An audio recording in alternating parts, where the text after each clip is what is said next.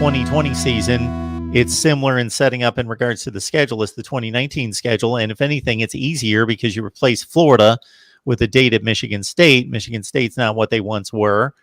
You replace a Louisville with a Wake Forest. That's about a give me at the same time. If anything, Louisville's getting better.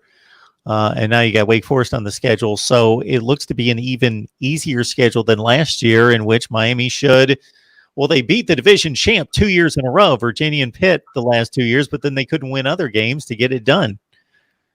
The identity of the program at the University of Miami is either we win consistently or we lose very consecutively. We're a streaky program. When we lose in masses. I mean, 4 in a row, 5 in a row. I think with Mark Richt, there was literally like 7 out of 10 losses at some point during his tenure.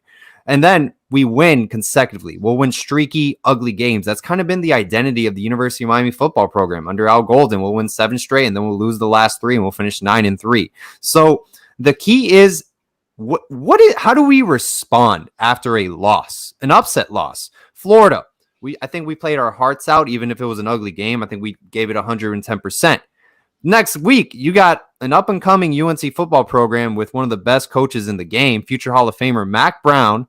Hey, we fell asleep and we lost that game as well. We start the season 0-2, and after that, I mean, I felt like we generally just gave up as a whole. So the key is, if we do lose a game, let's respond back. It's a very easy schedule. Obviously, talent-wise, I think we're the most talented team on the field. We match up with everyone. Florida State, North Carolina, and Virginia Tech are fairly talented as well. Ideally, obviously, it looks like we should run the table, but let's be realistic. I think there's a lot of tough games. So there's probably going to be a lot of fan modifications as well. A lot of players feed off of that energy. There's not going to be a lot of fans at the beginning, maybe throughout the whole season. We don't know. So it'll be an interesting season. And regarding Michigan State and Florida State, they didn't have a spring practice with a first-year head coach. Their coach was not able to put a foundation over the program yet. So just to have a short amount of fall practices, let's say a little bit over a month to 2 months, I think Miami has the edge on those games, and those are the programs that are going to be most affected this upcoming season. So I think Miami can run the table, especially with De'Ara King. Not a lot of programs even know what to expect from De'Ara King. This is a first-year quarterback coming into the ACC. He's a veteran quarterback himself, but kind of like that Sam Howell effect. How do you prepare for this guy?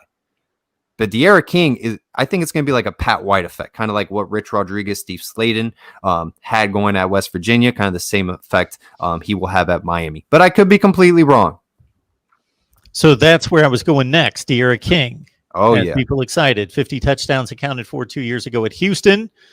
I don't know the last time Miami had a quarterback of this caliber. Brad Kyle would have been in that range. And right to a top 10 to 15 quarterback in the nation, very good quarterback. That needed the offensive line play because certainly he couldn't get out of harm's way.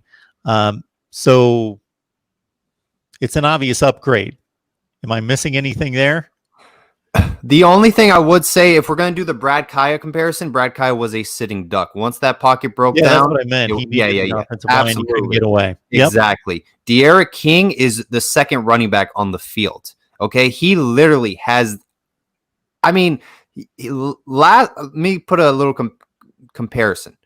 De'Ara King returned a kickoff for a touchdown, and he caught a pass for a touchdown as well. He is literally an all-around, athlete that you're going to have.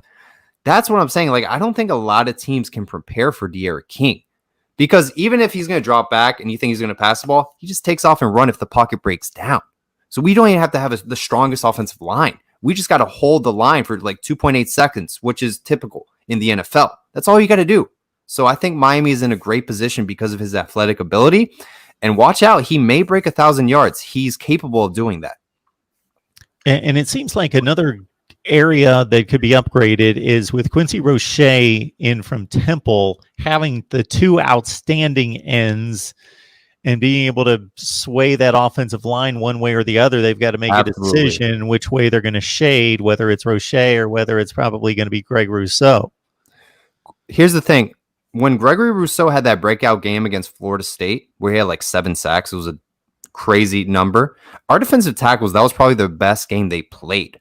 was against Florida State. So if you're going to double team our defensive ends, our defensive tackles are going to eat.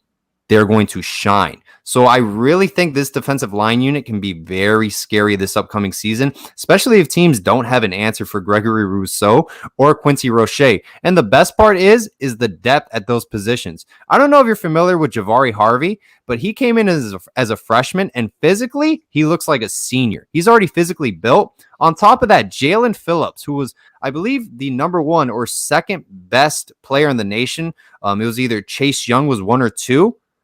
He's playing defensive end this year as well. He had to sit out last season. So it's a very scary group, and this staff has been raving about Jalen Phillips and his athletic ability, just like they were raving about Gregory Rousseau, calling him a tarantula the offseason before the LSU game. So, hey, it can be a really scary defensive line unit, especially if offensive line units are not prepared or they're very weak. So it'll be an interesting season, but I think we're going to be very successful in the trenches.